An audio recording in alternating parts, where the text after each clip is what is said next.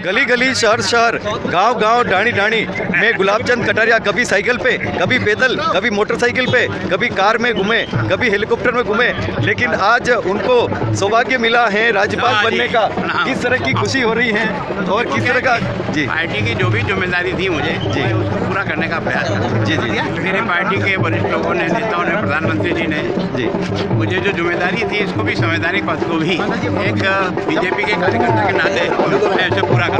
लेकिन सबसे बड़ी बात है कार्यकर्ताओं को मन में ये है कि आप इतना दूर चले जा रहे हैं, लेकिन अब आप कैसे मैनेज करेंगे? देखो ऐसा है कि कार्यकर्ताओं से मिलना जुलना तो फिर भी फ़ोन के माध्यम से होगा, लेकिन प्रत्यक्ष को इतना समय देना तो वास्तव में संवैधानिक। माननीय महामहिम, आज कहना पड़ रहा है हमें और गुलाबचंद जी कटारिया का एयरपोर्ट से लगाकर और बड़बड़ेश्वर महादेव तक जिस रूप में स्वागत हुआ, कार्यकर्ता हो, पदाधिकारी हो, आमजन हो, सभी ने दिल लगाकर अंतर मन से भाव बिना स्वागत किया। ऐसे स्वागत हुआ मानो कहीं विदाई हो रही हो एक बेटी की और कहीं ससुराल जा रही हो।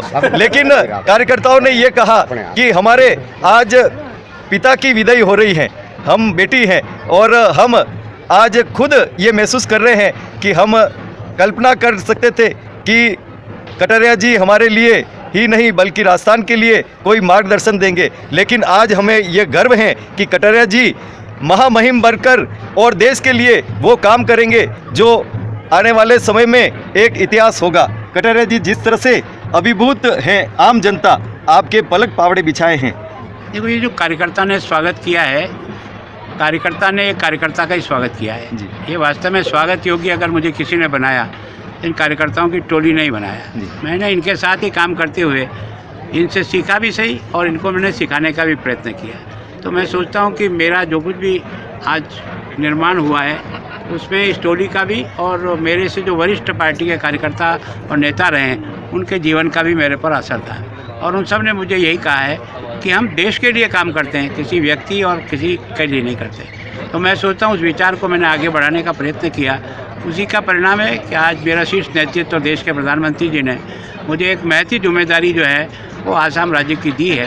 तो मैं अपने कार्यकर्ताओं को ये विश्वास दिलाता हूँ कि आपने मुझे जो प्यार दे करके मुझे जो जिस तरह से आगे बढ़ाया है, मैं आपके प्यार का हमेशा कर्जदार रह करके आपकी इच्छा के अनुरूप ही अपने व्यक्तिगत जीवन को बनाकर आसाम में भी संवैधानिक इस पोस्ट को संविधान के मर्यादा में रहते हुए पूरा करते हुए आप सब मेवाड़ वासियों का मान बढ़ाऊंगा और यही मेरी सबसे बड़ी उपलब्धि मैं मानूंगा। कटारिया जी जिस तरह से आपने विश्वास तो दिलाया है कि आप इतनी दूर भले ही गए हैं, लेकिन अब भी आप इन कार्यकर्ता के दिल में रहेंगे और आम जन के दिल में रहेंगे और उनके एक एक फ़ोन को आप बड़ी तसल्ली से उनका सुनेंगे भी और जवाब भी दे सकेंगे।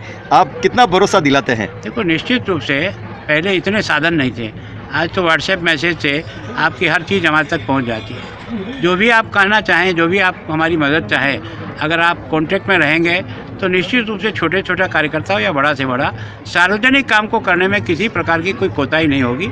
जो मदद मेरे से वहाँ रहते हुए और उस पद की गरिमा को ध्यान में रखते हुए करना मुझे है वो निश्चित करूँगा। कार्यकर्ताओं के मन में ये भी है कि कटारिया जी जैसा अब हमें मार्गदर्शन यहाँ पे प्रत्यक्ष रूप से नहीं मिल पाएगा। उत्तराधिकारी की अगर बात करें तो उत्तराधिकारी के लिए भी उनके मन में संशय है कि वो उत्तराधिकारी ऐसा पालना कर पाएगा या नहीं। तो भारतीय जनता पार्टी एक बहुत सौभाग्यशाली पार्टी है जो नेताओं के आधार पर नहीं बनी है, कार्यकर्ताओं के आधार पर बनी है। हमारा हर कार्यकर्ता गुलाबचंद से भी अधिक योग्यता रखता है। उसको जब मौका मिलेगा तो अपनी योग्यता को दिखाएगा।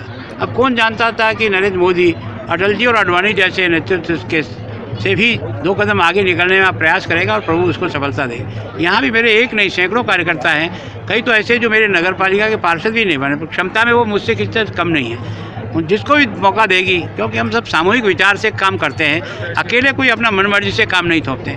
और जहाँ सामूहिक सोच से काम करते हैं वहाँ कितना भी है ना, पंच जो है ना वो परमेश्वर का रूप बन जाता है, क्योंकि उसमें सामूहिकता होती है। तो निश्चित रूप से इस पार्टी के इस संगठन में इस प्रकार की क्षमता है कि हर कार्यकर्ता जिसको जिम्मेदारी देंगे वो बखूबी निभाएगा। आसाम जिससे प्रदेश की बड़ी जिम्मेदारी आपको दी गई है, क्या आप संकल्प लेंगे इस प्रदेश में जाकर? देखो मैं हमेशा जो संवैधानिक पद दिया है उसकी गरिमा को बनाए रखूँगा और जब आसाम का हूँ तो मैं पहले आसाम के हितों को सुरक्षित रखते हुए अपना काम करूँगा और उसके साथ ही जो मुझे बाकी काम और करना है वो भी मैं करूँगा।